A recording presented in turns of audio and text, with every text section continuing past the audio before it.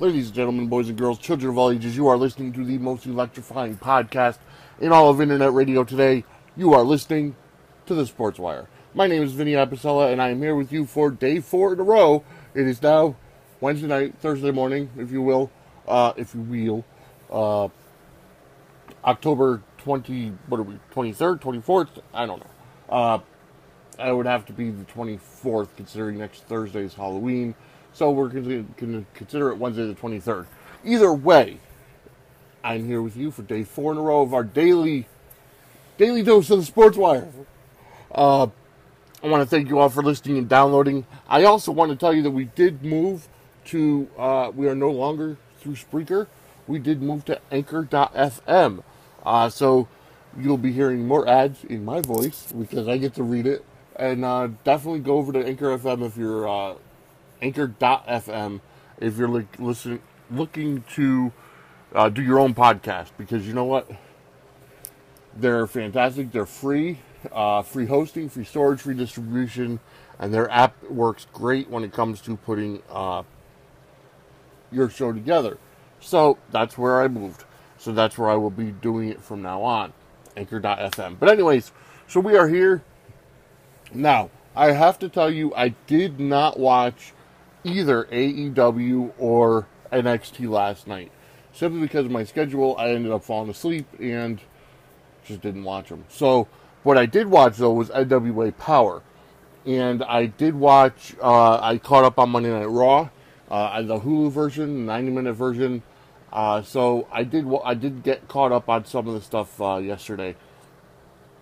I love the NWA. And I think the NWA, to me, in my opinion, is more entertaining than AEW.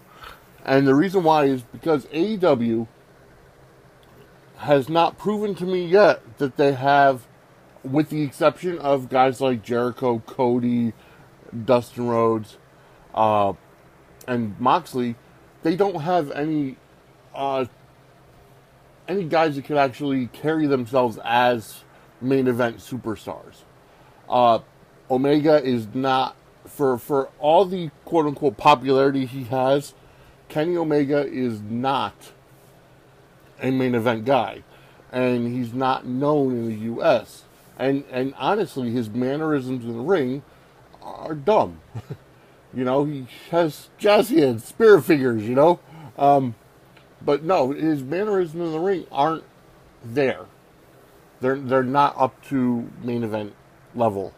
The Young Bucks, again, they're a younger version of the Rock and Roll Express, but again, they're not main eventers, at least in my opinion. So, with the exception of those 4 guys, they don't have main event talent. On NWA, it's an hour-long studio wrestling show, okay?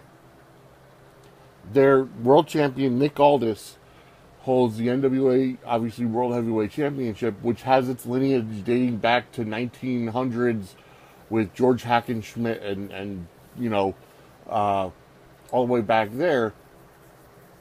And, you know, goes through the years, Ric Flair, Harley Race. You know, I will say Hulk Hogan never won the NWA World Championship because he was always WWF until he went to WCW, and by then they had already broken off. But Ric Flair, Harley Race, Dusty Rhodes, that whole lineage. Nick Aldis is a perfect example of a world champion. He carries himself, he could be the next Ric Flair, with his valet, Camille, who's his quote-unquote insurance policy, which kind of is reminiscent of Triple H and Chyna. When Chyna was Triple H's insurance policy, she was big, she was bulked, she was quiet.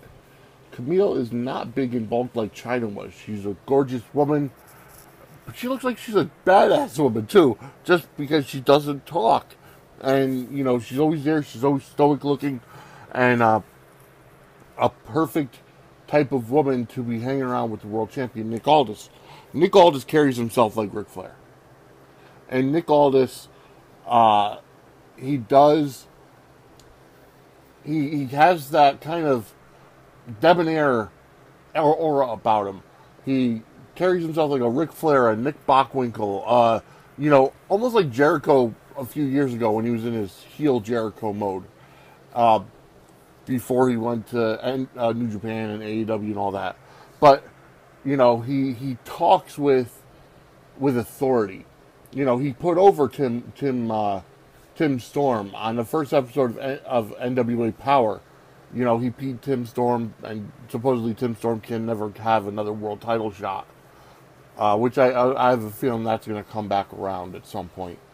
But Nick Aldis carries himself like a true champion.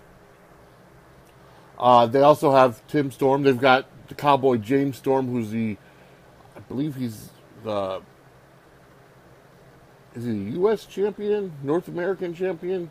He's their mid card champion, maybe international champion, something like that. But he's a great main event caliber superstar talent that is able to win. And actually, he hasn't even had an official match yet. He's just kind of come out to beat people up. Other people signed to the NWA, Mr. Anderson, Ken Anderson, who has always been a main event talent, caliber talent. The only problem is he's been injury prone, and he's kind of carrying over that asshole gimmick that he had in TNA that went over very well. Also, their world women's champion Allison Kay. The only problem with the 1 hour show is you don't have enough time for talent to develop because it's just 1 hour, so you can only have like 3 or 4 matches. But the good thing that they're doing is they're squash matches. They're local job guys. The superstars who they're trying to put over are coming in. They're showcasing their moves. They're winning in about 3 to 5 minutes. And it's great. It's got the whole same feel of an old NWA Worldwide or NWA Saturday Night before it became WCW. They have the podium there, and Dave Marquez is the announcer. Jim Cornette and Joe Galli do great on commentary, and it's just a fantastic atmosphere. It's the with the exception of where the hard camera is, the crowd is close to the ring, and it's just an absolute fantastic experience to watch it. That comes out every Tuesday, 6:05 on their YouTube and Facebook pages, and then they're obviously on demand for good. But I enjoy the NWA, and I think the NWA, in my opinion, Billy Corgan is doing a great job with it, and I believe the NWA is better than... It is. It's better than AEW. So, but I do want to talk about something else in this episode, and I will get to that right after this. I think I'm going to talk about, I do want to get to WWE Monday Night Raw.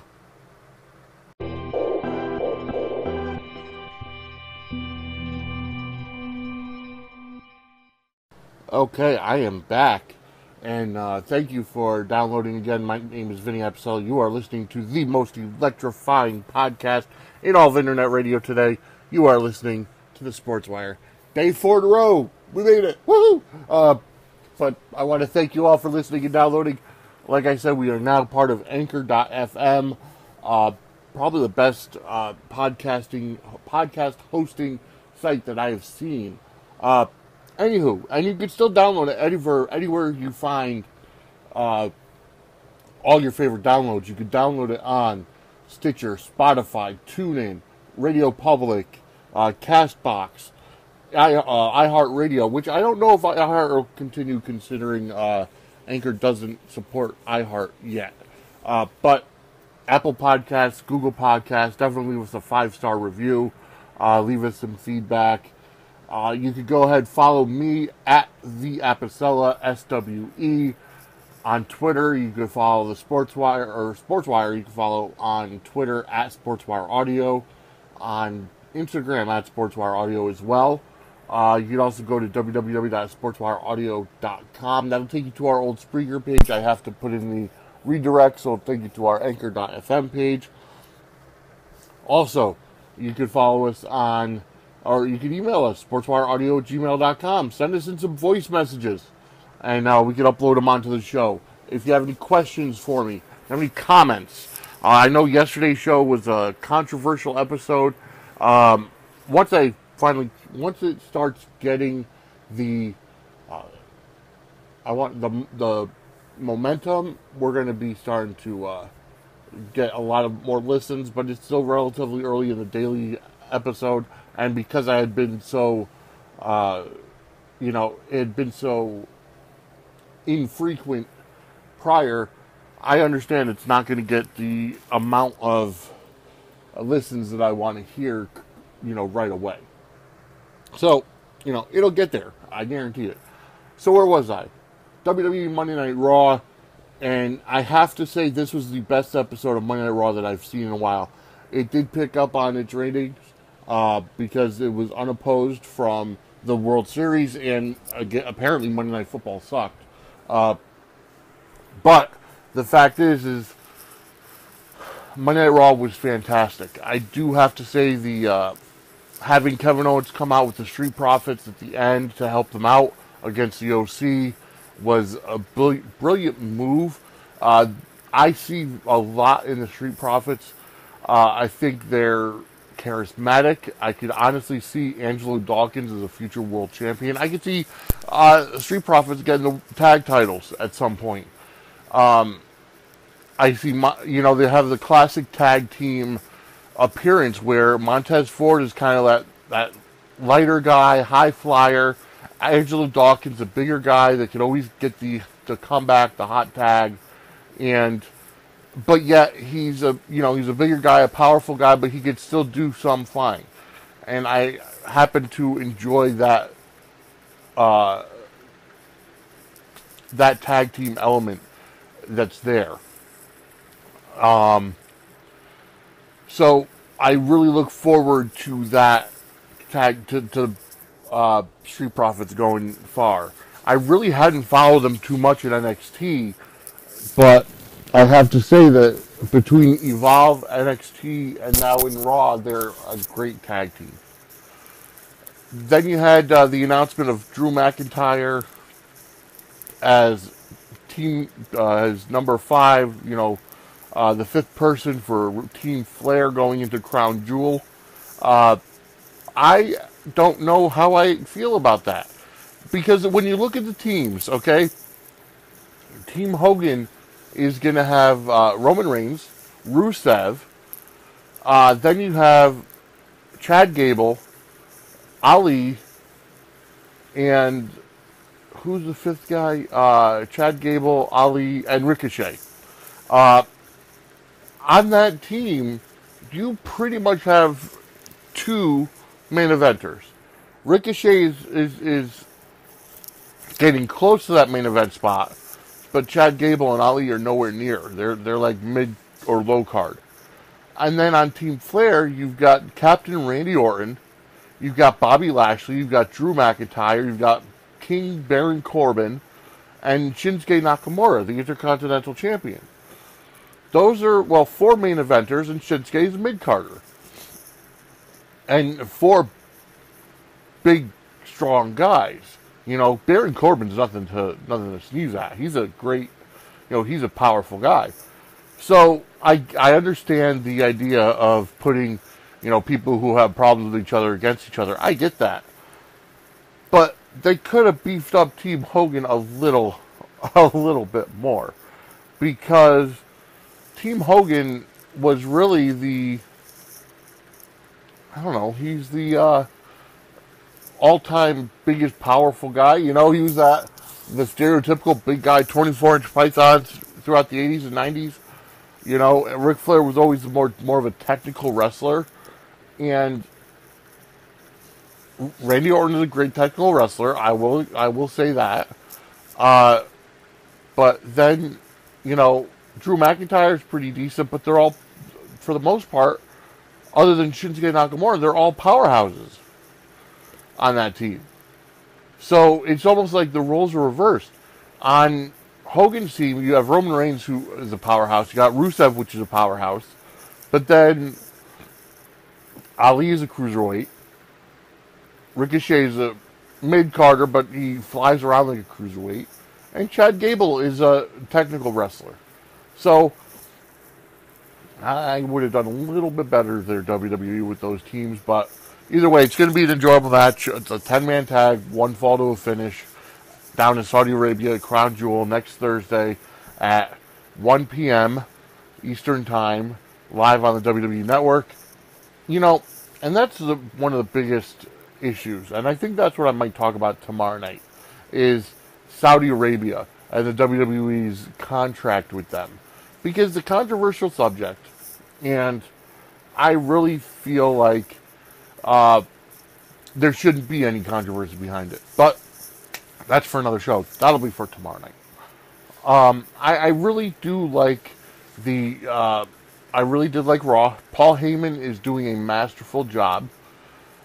It was great when Shelton Benjamin came out to defend Brock's honor against Rey Mysterio, and then Cain Velasquez came out.